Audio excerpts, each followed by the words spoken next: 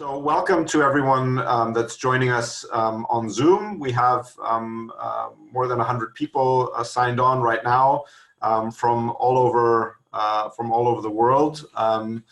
Do chat us where you're signing on from. It'll be really interesting for us to see what different countries we have represented here today. So as you sign in, do send us messages on the chat. We've got Brazil, London, Moldova, Cardiff, Monaco, Israel, London, Madrid, someone from Vienna, Norway, Chicago. So yeah, an international crowd. That's wonderful. Thank you all for taking the time to join us. I'd love to introduce my guests, or even more so, I'd love for my guests to just quickly introduce themselves. Blanca, maybe do you want to make a start of it? Just tell us who you are and where you work and what you spend your days doing. Okay, thank you very much for having me. I'm Blanca Pérez-Sauquillo. I'm the Global Marketing Manager in Tour Spain. Tour Spain is the national tourism organization of Spain in charge of promoting Spain as a tourist destination abroad. In particular, I'm specialized in destination marketing and country branding. So this is, I have a scope bigger than just the one of a city, but I think that precisely that can enrich the conversation today. Absolutely. Thank you so much, Blanca, for joining us. Martine, would you mind? Hi, good afternoon, everybody. I was the Director of Marketing, Communications and Brand for Visit London and London and Partners from 2004 to 2012. So you'll note that that was the time that we bid for the Olympic and Paralympic Games till the time that we delivered, and within that period created the master brand hierarchy for London. I left after the Olympic and Paralympic Games on a high and now run my own consultancy. So I do the same kind of work, but for other cities, mainly here in the United Kingdom. Thank you, Martine. And last but certainly no least, Lukas. Hello, I'm Lukas. I'm responsible for the brand management within the Vienna Tourist Board. So like Ben said before, we're for the tourist brand. Yeah, we do the defining of the brand. We work together with all the disciplines in our department and in our company, and of course in the whole city. So to manage the brand, to make a consistent brand image, and then we communicate this brand with a lot of different departments and people. So yeah, you get a good image of Vienna all over the world. Fantastic. Thank you to the three of you for joining. The discussion today is on occasion of the publishing of Saffron Brand Consultants' City Brand Barometer report. About 2 weeks ago, we launched our report. You can find it on Saffron's website for download. We had some pretty interesting results that we'll be discussing as the conversation unfolds, but do make sure to check that out and download your copy of that. Also, just a little bit of housekeeping. There is a Q&A function at the bottom of your screen in Zoom, so please do post questions as the discussion goes on there, and we'll take some time at the end for our panelists to answer those, and I'll field them as the discussion unfolds. I'd like to start, Blanca, with a question about the complexity that we were talking about before of managing different stakeholders, different needs, and in your case, across the whole country. In our City Brand Barometer report, we have 2 cities of Spain in the top 10.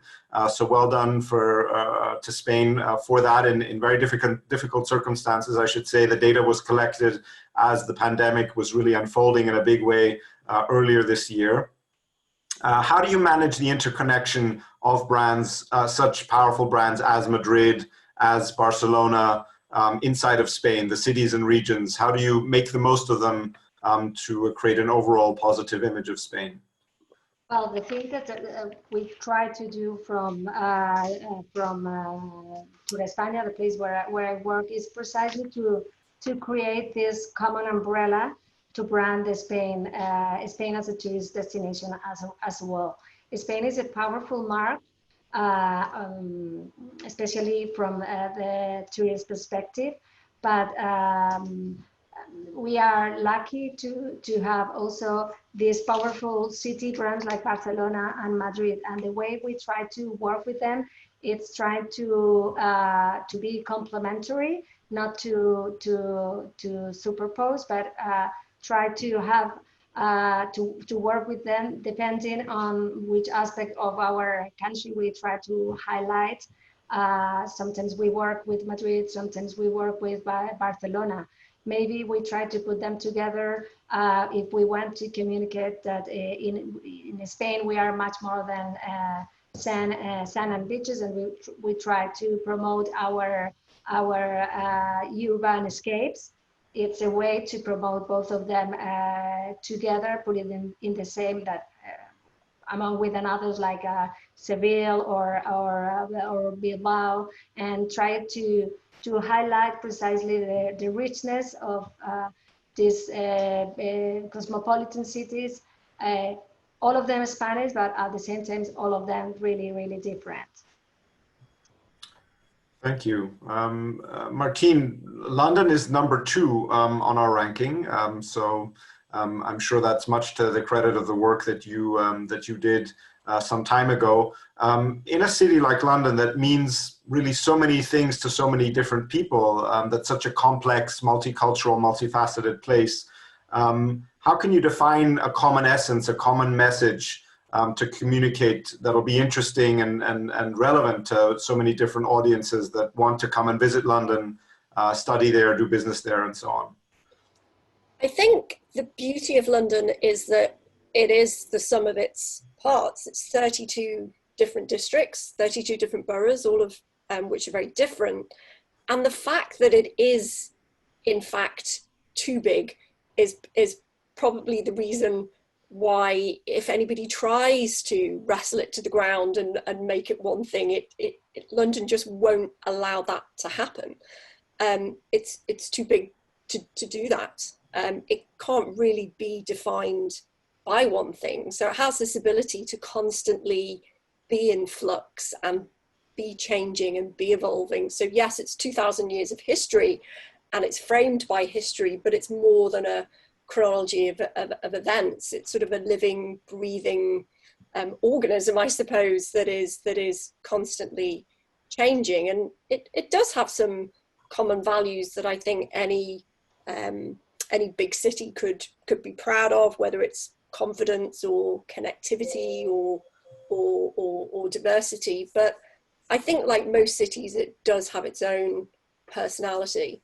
And I think, London's personality is that sort of British eclecticness and eccentricity. So you can be at a comedy club one night laughing with locals and enjoying a comedy night, and yet the next day you can be sat on the tube, and if you try and strike a conversation with someone, people will think you're absolutely mad. So there is quite a unique personality to London, which I think can be framed within that historical context. Yeah, having lived in London, I would echo all of the things that you've said about on a comedy club and on a tube in the morning. Lukas, Martine was just talking about 2,000 years of history. Obviously, Vienna is a place whose brand and tourism brand perhaps specifically hinges to some extent on the glory of past days, but I'm very aware living here that a lot of effort is made to define Vienna beyond its historic roots and to really portray a pulsating metropolis of the 21st century. How have you gone about doing that? How does a city get over perhaps or only use to some extent its past glory and really demonstrate its modernity? It's a tough question because, of course, the glory times and the imperial heritage is a very, very important essence for us and for our visitors, because a lot of people come to Vienna to see things that evolved hundreds of years ago or in the last 100 years. So that's a very, very sensitive thing, and we have to be careful not to ignore the fact that a lot of people come because of that. And at the same time, we don't want to be dusty and old and old-fashioned and stuff like that, and let's say live in the past and so on. So we have to make the shift, and yeah, and at the same time, it has to be authentic, because if we just say, okay, we're a very modern city and we forget the past, then people will come here and say, okay, that's not what I expect. So I guess the first thing, the first step is to be a modern metropolis, and not just to say it, and to be one, which we are, and the Viennese government is working hard on that. So also the rankings show that we're smart living, smart city index, and we're a very livable city. So we have the proof of that. And people are usually surprised when they come to Vienna. They think about like yeah, the old times and imperial stuff, and they go through the first district, which is the center part of Vienna, and they go out to the Danube Canal, and then there is a lot of street art and people hanging out and having fun, and it's like the contrast that makes it very, very interesting and exciting, and it's like a little surprise, and I think that's one part to make this shift. I guess the second step is to honor the past, but don't live in the past, and obviously we show what we get and are proud of it, but it cannot be the only thing we are proud of, and rest on our laurels.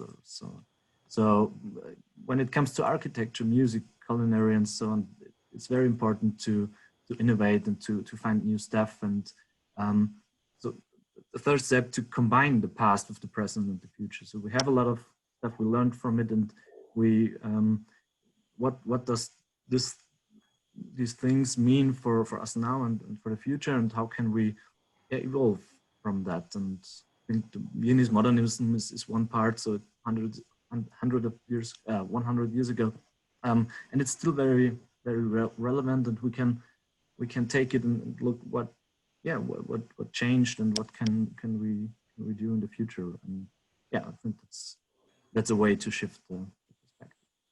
Yeah, really, really interesting to hear you talk about surprising people. That was going to be my next question. I'll just throw it open here to the three of you. How does a city or a country, Blanca, in your case, manage to keep surprising people? Obviously, there are perceptions that tourist audiences have of a certain place, expectations that they bring with them as they arrive at the airport and enter the city. But how do we manage to not overpromise and perhaps shoot all of our bullets at once, if I can put it that way, but on the other hand, also, of course, give people enough reason to come to a city, to come to a country? How do we manage to be at the same time consistent with what they expect, but also to surprise them and really wow them with a side of the city that they may not have even thought is there, or the country indeed? In the case of Spain, sometimes it's sometimes more easy than you can imagine, because we have a lot of stereotypes in the tourist mind. Sometimes they expect to find a country much more that associate with all those stereotypes, and when they arrive, they find a country that we are not forgetting our traditions and our history, and of course, I'm not going to say that we don't like flamenco in Spain, but they sometimes they get surprised because they discover another completely different country that one they have in their minds,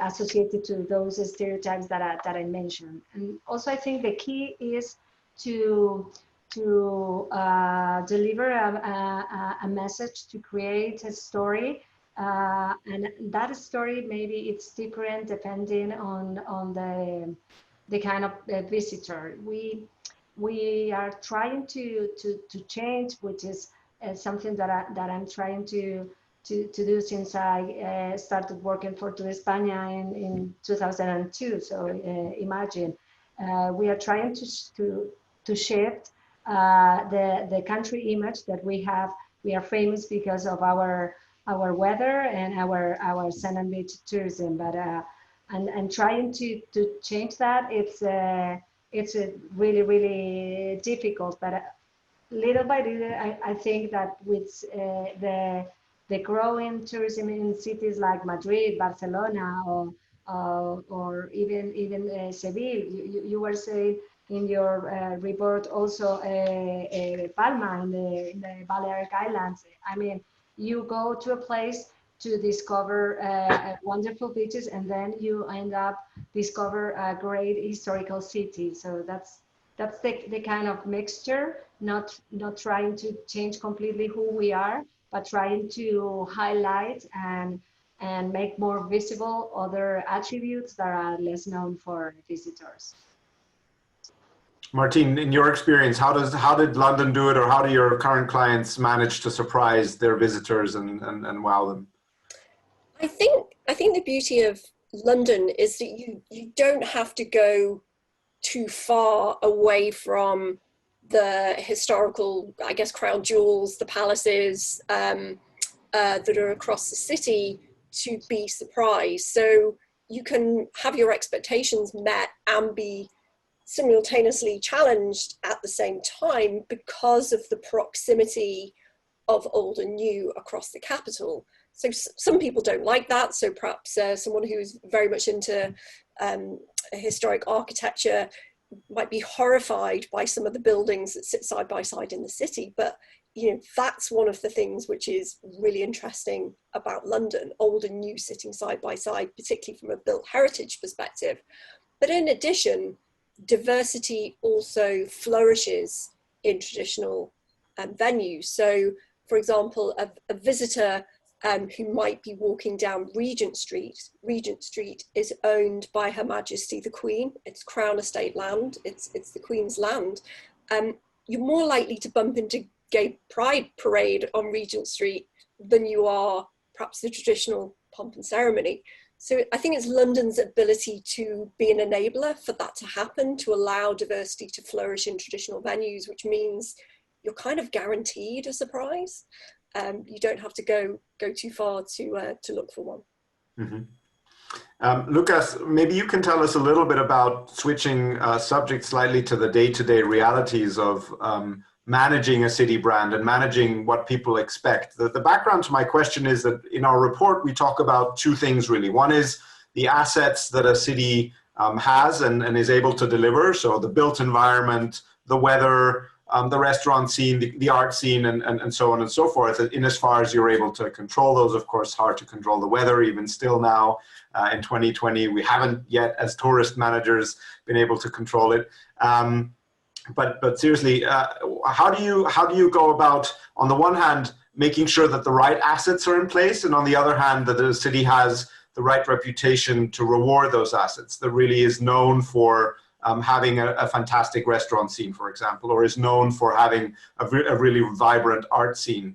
Where do you see the strongest levers? Is it on the side of the assets? Is it on the side of the reputation, or what we call buzz in our study, or is it a careful management of both? What's your perspective?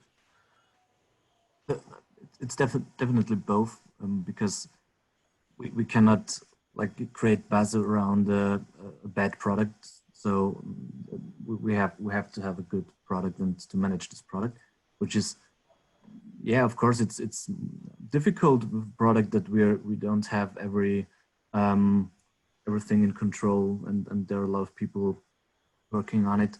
But still, we have to find ways to improve this product and to safeguard all the very important assets that we have. And building on that, we can create a buzz around all these things, and we carefully pick things out of the box and put it in the storefront, and then we can create a buzz around it and surprise people with relevant things in their life. So for the good thing in the city is there's so many things going on, and you can pick a topic, an issue, for example, in society, and combine it with an asset that has a brand fit. So or with a story about someone in Vienna who solve the solution, or how we think you can solve this issue. So one example is that a lot of people are not really enjoying the trip. They're more enjoying their presence on the social media. So they take good pictures and they tell their friends where they are, but they don't live in the moment. And we found out that for a lot of people that's a really big thing, and they do it, but they don't really enjoy it. And so we took this issue and yeah, tried to start a discussion about that. How do you go to a city and how do you enjoy it? And provoked a little bit. So the slogan was see Vienna, not hashtag Vienna. And then we of course, we also did some social media advertising, but yeah, we started the discussion and wanted to hear what people think about it, and to the solution, and to help people to relax in Vienna, and to find there are so many things you can do in Vienna to relax and to enjoy your trip. And yeah, that's one thing, and a lot of people reacted to that. So positive and we polarized, I would say, and I think that's one way. Blanca, we heard Lukas talk about campaigning as sort of one way, an important way to build up reputation and buzz.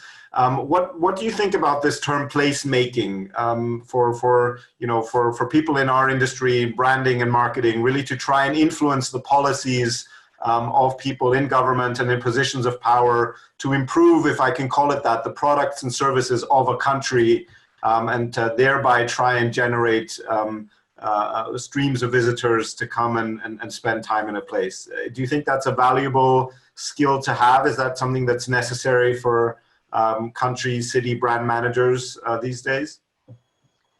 Absolutely. As we've been, as Lukas mentioned, and I think Martine also mentioned, when you build a brand, you cannot bring from one perspective. You have the residents of the city, you have the visitors, you have the investors, you have all the stakeholders, and sometimes it is difficult to put all these people together with different interests and think about what is the image of the country that we want to project on the outside. Here in Spain, recently, I think it's about only 5 years ago or so, we create this, within the Ministry of Foreign Affairs, we create a Global Spain, and Global Spain is precisely their task is to build the brand of Spain as a world, as a nation. In España, we are working on the tourism side. That definitely is one of the most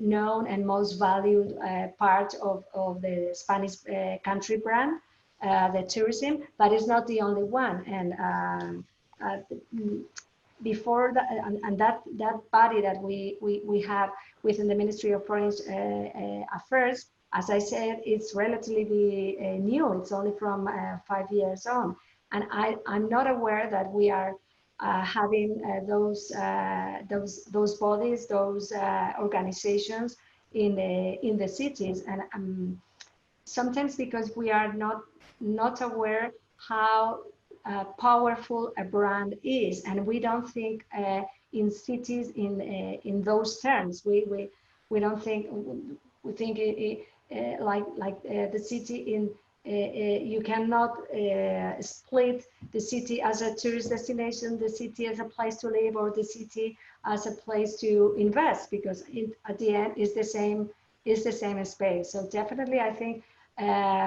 people with those with that role will be playing a more growing important role in every organization at a city level, regional level, and of course a country level.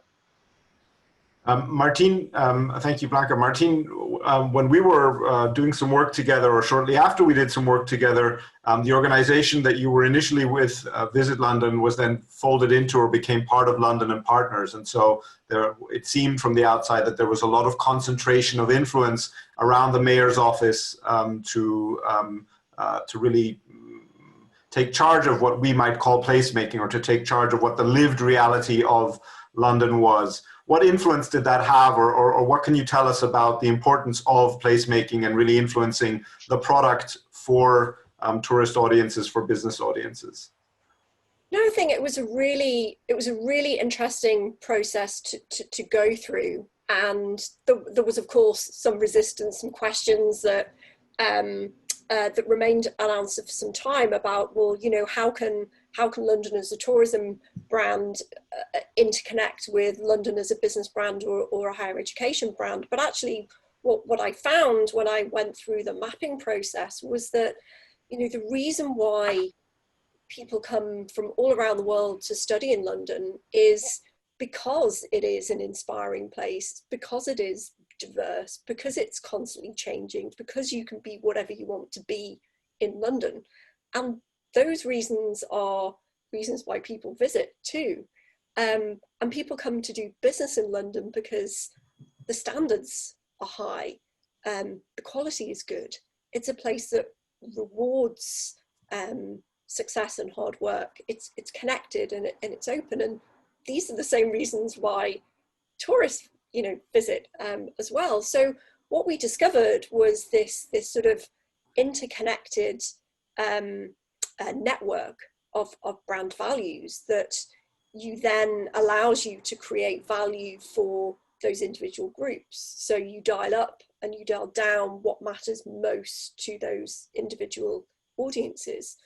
So London, for each of those audiences, whether it's business or higher education or visitors, it isn't a defined visit or experience. It's sort of a set of experiences that are relevant to that individual, but they overlap and they're very similar. So, you know, the bringing together of all of those things felt like, well, everything's going to be diluted, but actually it was a process of discovery to see that those values were in fact very similar, and that the personality of London was equally important across all of those different audiences. So in the end, it actually, I think, worked out to be beneficial rather than contrary to what we originally perhaps thought might happen. Mm-hmm. Lukas, in Vienna, you follow a different model, no less successful. Of course, Vienna and London are both very well-known and enviable tourism destinations, but you do follow a different model. You have a separation of marketing for tourists and perhaps marketing, if I can call it that, or communications with citizens and businesses inside the city. How does that work? I'm not trying to compare. I'm just interested on how that separation works and why Vienna chose to work that way. So first of all, I think it's very important to say that what Blanca and Martine said is also our experience. So the facts are that there is a lot of overlapping, and it's very important to look at the big picture. So what may seem as we have walked in another path or split it, the responsibilities is in fact just on paper, and we have different organizations, but in the end we work together very closely. So we are in constant talks, and we try to work together, and then we have like different departments. We have different goals, which are in the end have the same goal, and I guess the goal is to have a good place for the residents of Vienna, and that's also very attractive for everyone who visits Vienna. So if it's a resident for a short time, or if it's a resident for his whole life, that's the thing we want to work on. So the quality of place, the quality of life and experience, that's the thing we work on, and took it really closely together with all the parts in. So I guess it's not the most important thing if there's different names on the door, if you come together. Fantastic. There's two more things that I'd like to cover, and then I'm just glancing at my clock here. We'll throw it open to some questions. So dear audience members, do submit your questions on the Q&A function for our panelists. The two more things that I would like to just discuss here is one, over-tourism / sustainability and how we can manage the number of people coming to a place and how we can stay in the good graces of the people who live there and not overwhelm them. And the other thing is, of course, how we're working as place brand managers, how you as place brand managers are working to adapt your clients and the cities that you work and countries you work with to what's now being called the next normal or the new normal within the context of COVID. So we'll leave that as the last question. Blanca, if I can ask you to just tell us a little bit about how Spain and its cities deals with the subject of sustainable tourism, slow tourism, and not falling prey to over tourism. Okay. Obviously, every city has its own. We cannot compare the over-tourism problem that maybe we could have in Barcelona as the situation in many cities of inland Spain that are super excited and very happy to welcome visitors. In those cities such as Barcelona, I could say that maybe is the city that has experienced occasionally these over-tourism reactions. I think the city council are already working, trying to tackle the problem from the root, and that is involving the local residents, educating the local residents, giving them information that to make them see that the benefits of tourism, to make them participate in the decisions whether they want about what kind of city they become to be, they want to be. The same thing we can say in Madrid. What I have seen is that a way to deal with this problem is based on letting the local communities to be part of the decision-making process. And in Madrid also the amount of surveys to the local population has increased to see how they want their cities to develop. Thing is that tourism is a horizontal policy which involves many different aspects. So when you think about this, you have to think about urbanism, the way we build cities. You have to think about public transportation. You have to think about also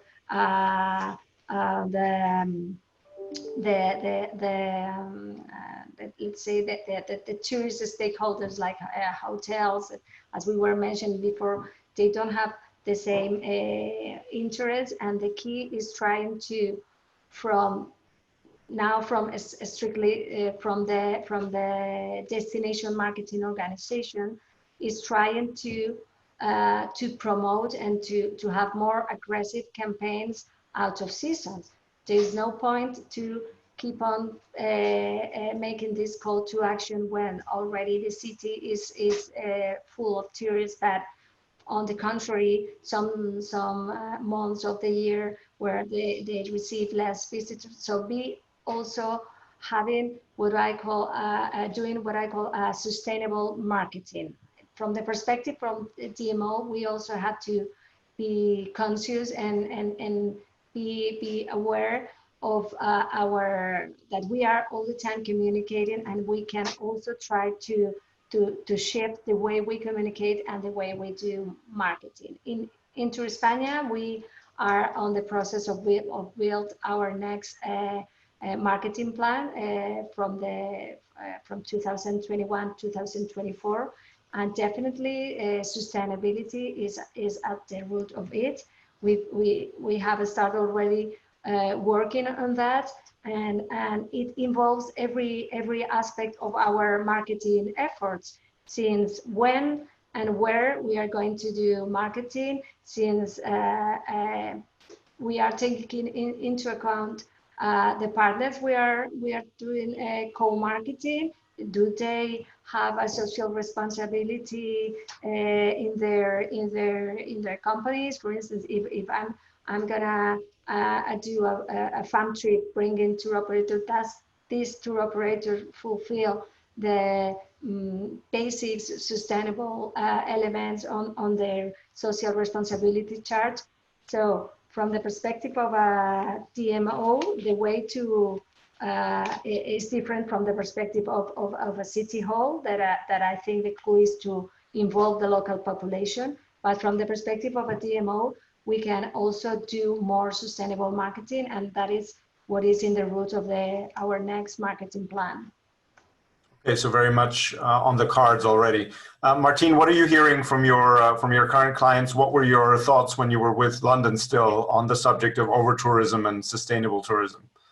Yes, some of the points that Bianca's made really well were those that that were considered and actioned in London in terms of, you know, the off-peak, off-season marketing, the education of residents, and also the education of visitors as well. But I think the one thing that London has done and did really well when I was there was to look beyond central London.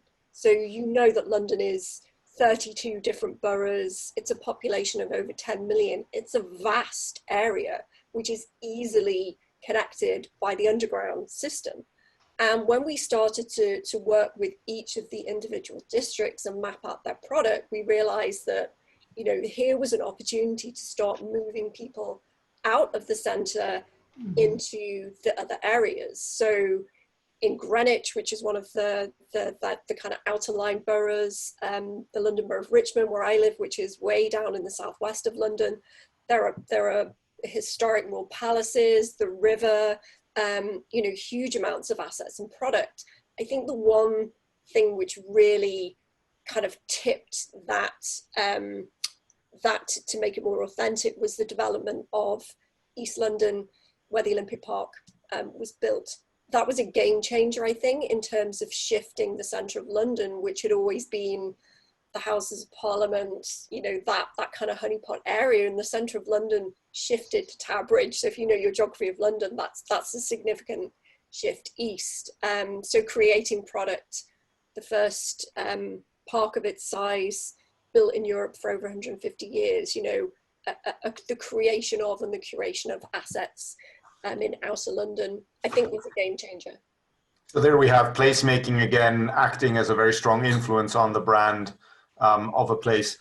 Lukas, maybe you can start us off with a final round of discussion on what is your reaction, your department's reaction, the city's reaction to what some are calling the next normal, the new normal, tourism in an age of Corona, when perhaps visitors aren't always able to travel as far afield as they may wish, when perhaps local tourism becomes more of a factor again. What is the city of Vienna, and specifically you at the tourist board, thinking about within this context? So I think we have to think about two different parts. The long-term part. So we presented and defined the visitor economy strategy 2025, and this was last year, and it is still valid. That's the thing. It's more even more relevant today. So we tried to have a sustainable tourism, and we started to work together with all the stakeholders to push Vienna in this direction. And if we look at the goals, so the sustainable and the quality of life, place and experience, this is something that is very important after the crisis. And we now make the steps to come out of the crisis when it's over in this way. So bring all the stakeholders together, and then we come to the short-term part where it's very important to to bring all people together and to safeguard this precious diamond or all the assets, because like I said before, if we don't have these assets afterwards. And I talk about all the cultural institutions, all the accommodations, and all the partners, travel agencies. If we have a visitor economy which is not strong enough afterwards, it's difficult to come out in a good way. But we have, I would say, we are in a good way, and as a brand, we didn't hide, so we stayed in contact. We tried to push the image and build the brand image, and think about the long term and stay flexible. And yeah, of course, everything that's possible in a virtual way, we did. And I think it's too early to say how it will end, but the most important thing is that we are ready when we'll get better, and we bring all the people together and think about solutions. And I think resilience is also a very important part of something that we talk a lot about, because now we change things, and maybe these things we change now and we have the time to change them. Maybe that's the things which are very important in a couple of years, when we look back and we think, okay, that it was a hard time, but yeah, we did something good for the future.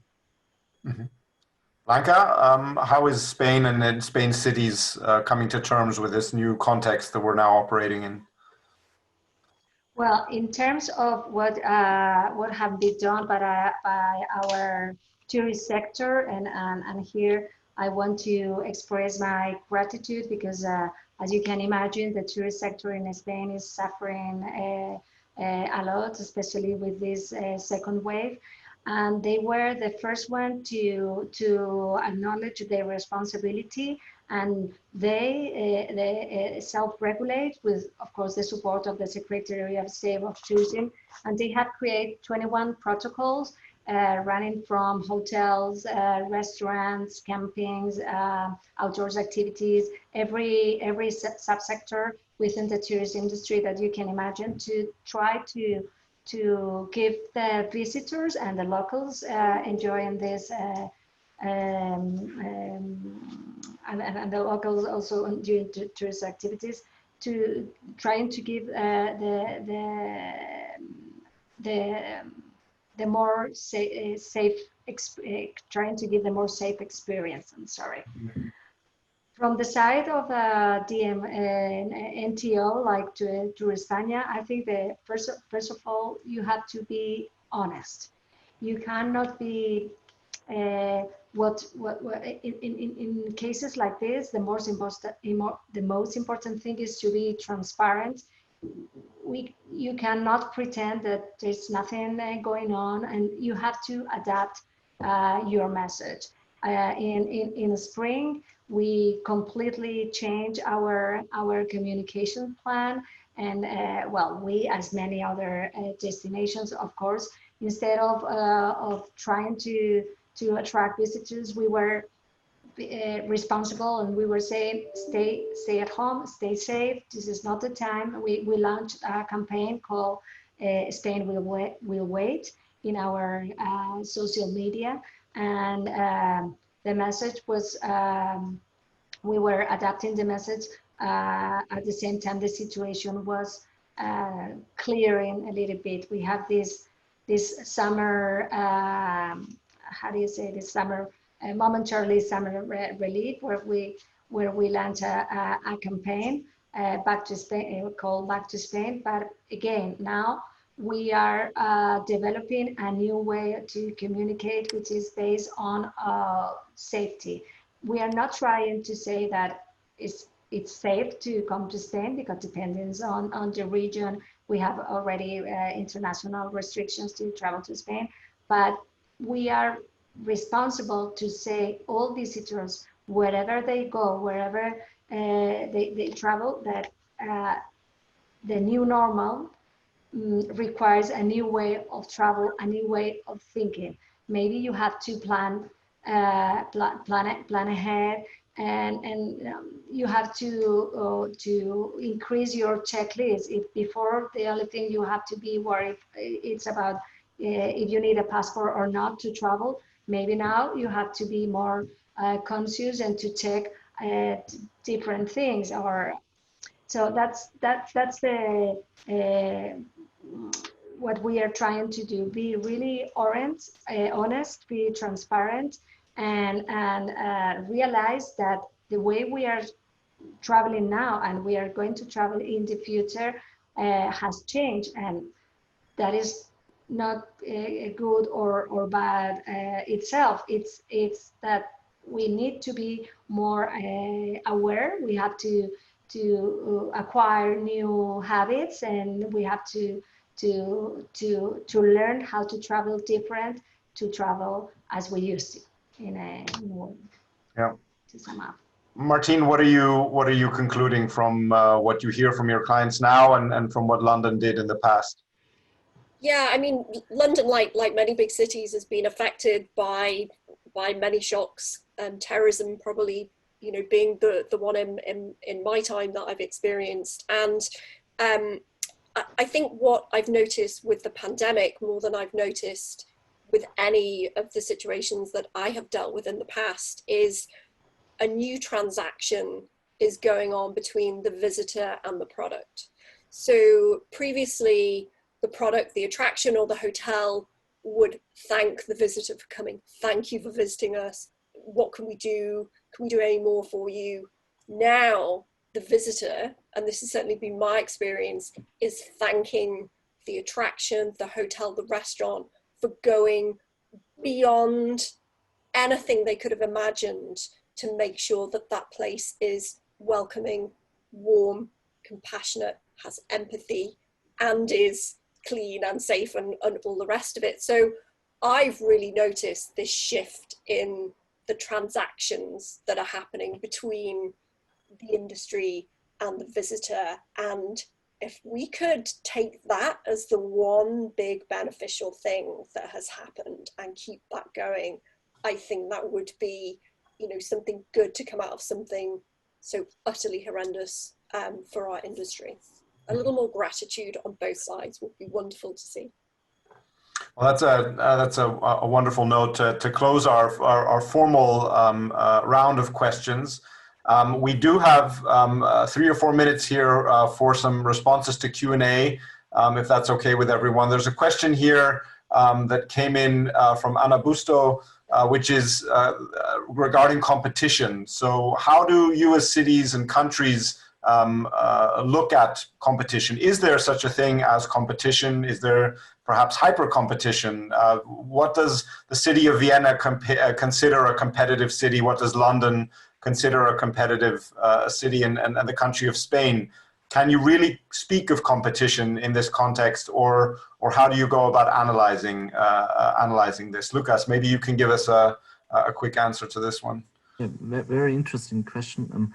The thing is that somehow competition is not always the right word, because one year someone visits, let's say, Prague, and the next year Vienna, and then in the same year London and Paris or something like that.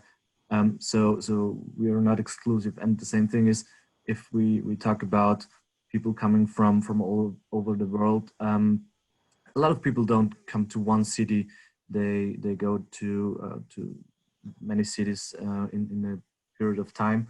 So the thing is, we also work together with, like, some would call it competitors, but we call them also partner cities, and try to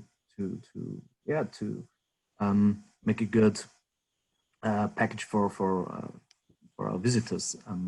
So I would say it's hard to say that they're real competition. And the next thing is, it depends on the people. So for someone, they decide between London, Paris, and Vienna, and the next one is between Vienna and some cities in Austria. So it's very flexible. Mm-hmm. There's no one good answer for that. Yeah. There was another question, perhaps Blanca or Martine, you'd like to give us your thoughts on this.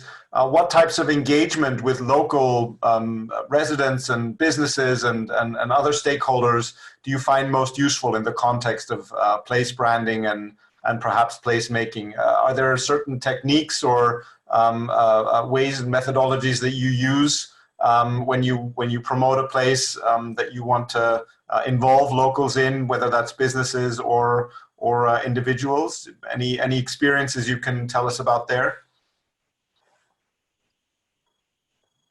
Shall I jump Yeah, in? sure. Go ahead. I think using influencers or people who have an established reputation in the destination that you're trying to engage with, the target audience, should I say, is really, really important. But to get those influencers to engage with locals is where I've seen the biggest amount of success and traction. So where you have influencers who are not just meeting businesses, but meeting locals. So sitting in pubs and cafes and restaurants across the city and engaging with that community. And then both parties share that experience. So it's the experience from the resident and the experience from the visitor, and how those two interconnected has been has probably been more beneficial than, you know, once upon a time having traditional forums where you get everybody in the town hall and have a discussion, because they don't end well. In my experience, they tend to just turn into big shouting sessions. So I think it is about connecting the individuals and making the visitor and the resident talk to each other to see the benefit, and see the benefit of that experience as being most beneficial in my experience. Blanca, finally, we have just one more minute, but just very quickly, perhaps you can tell us, there's been a few questions. It's something I feel we addressed initially in the conversation. Maybe people missed the response, but the questions that I've been getting here are all around how can you boil down something so complex as a country into a brand that necessarily needs to be clear and simple, and someone might sometimes even say overly simple, simplistic, so that it can be well communicated and kind of spread around the world. How is that possible? How can you distill something as complex as a country into a brand statement or a slogan or a marketing campaign? Well, I don't have the answer, and if someone has the answer, please give it to me, because it's something that I'm trying to do since I started working for the Tour de España. You really, it's impossible to just to wrap in a slogan all what a country means, especially because the perception of a country, it changes among the year. It's not something that it's permanent. It's completely evolving. And fortunately, nowadays we have the tools to listen in real time what is our brand image. We used to learn what was our image doing this long and very extensive surveys from time to time, and to see which I don't know which products, tourist products, do you associate with Spain, etc., etc. Now we have very powerful social listening tools that allow us to listen and to see what's the perception of the country, which of course is not the same, the perception of Spain in London than in Vienna than in Rome. So we have the ability to listen what's the perception of our brand in every different part of the country, and to respond in different ways. I do agree that your unique selling proposition, let's say that, it has to be simple and understandable. And although in our campaigns through the times, we've changed our claim or our logo, the spirit behind all of them is what we are selling is a particular style of life, a particular way of life, the way that Spaniards live and look through life.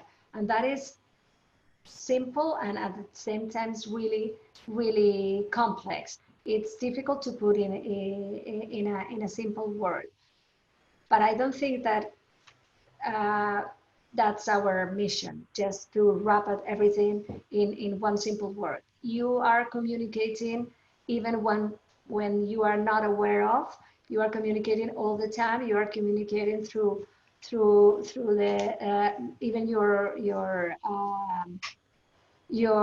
graphic image. That, I mean, everything is relevant, and the important thing is to be aware that you are communicating all the time, and to try to be consistent, and to listen what the perception of your brand is, in our case, our country brand, and to respond if necessary when your brand is being suffering or it's not being very well understood. Fantastic. At this point, we're already a few minutes over, and I don't want to take more of the valuable time than we may demand to ask from the three of you. So at this moment, what I'm going to do is thank you everyone on the Q&A for the questions that you've asked. We'll make sure that we'll circulate them to our panelists after the conversation, and we'll see that we can get you some answers after we close today's session, which I'm now going to do. Martine, Blanca, and Lukas, thank you so very much for taking an hour on a Friday afternoon, a particularly challenging time of the week. I realize to speak with us at Saffron, but everyone else. We had in excess of 130 people join us from all around the world today. So hopefully we've done our little bit in inspiring and spreading the message of placemaking and place branding to those audiences. So thank you to the three of you. Thank you to all of the people who joined via chat and on Zoom here today. We will be running this kind of session again in the near future, so do look out for that. And by all means, do visit our website and download the City Brand Barometer report. It's free, open to all. Perhaps there's some interesting results and insights for you there. So yeah, thank you to everyone, and have a lovely Friday afternoon, depending on the time of day where you are, and certainly a safe and happy weekend ahead. Thank you. Thank you very much. Thank you. Bye, everyone.